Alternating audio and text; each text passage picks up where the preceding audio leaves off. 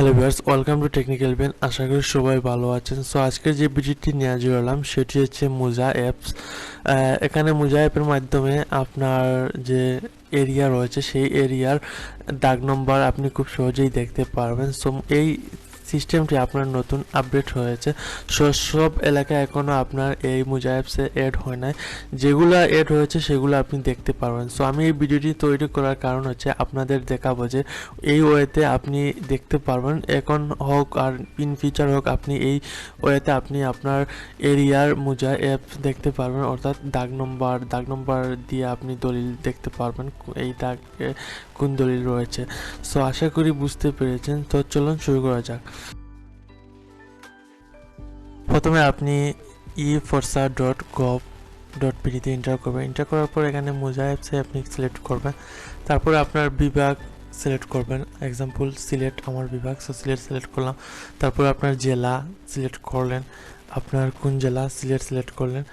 তারপর এখানে আপনার বালাগঞ্জ সিলেক্ট করলেন। তারপর বিআরএস এখানে সিলেক্ট করলেন, এখানে অ্যাড হয় নাই। সো এখানে আরএস অ্যাড হয়েছে। আরএসে আপনার অনেক লিস্ট রয়েছে। হরিপুরে আপনার এখানে সিট নং রয়েছে, এক্সাম্পল 1 রয়েছে, 1-এ ক্লিক করলেন। ক্লিক করার পর একটু ওয়েট করুন। এই দেখেন এখানে আপনার মুজা চলে আসছে, অর্থাৎ ম্যাপস চলে আসছে। তারপর এখানে আপনার আবেদন করুন। আবেদনে ক্লিক করার পর আপনার এখানে দেখেন আপনার জাতীয় পরিচয়পত্র, জন্ম তারিখ, নাম, আপনার মোবাইল নম্বর, ইমেল, ঠিকানা, সার্টিফিকেট কপি, তারপর 630 টাকা দিয়ে আপনাকে এখানে পরিশোধ করে আপনি এটি ডাউনলোড করতে পারবেন। এটি আপনার ভূমি রেকর্ড ও জরিপ অধিদপ্তর। সো আশা করি বুঝতে পেরেছেন কিভাবে আপনি ম্যাপটি ডাউনলোড করতে পারবেন। সো এখানে আপনার সব এরিয়া এখনও অ্যাড হয় নাই। সো আস্তে আস্তে তারা অ্যাড করতেছে, যেমন বিশ্বনাথের আপনার এখানে উত্তরোত্তর, এরকম আপনার আস্তে আস্তে অ্যাড হচ্ছে।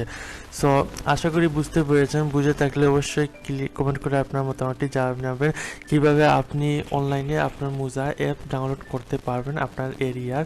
তো ভিডিওটি বুঝে থাকলে অবশ্যই কমেন্ট করবেন এবং বন্ধুদের যাতে শেয়ার করুন, নতুন হলে সাবস্ক্রাইব করুন, পাশে থাকার বেল আইকনটি ক্লিক করুন যাতে আমাদের সকল ভিডিও আপনি সবার আগে পেতে পারেন। ধন্যবাদ।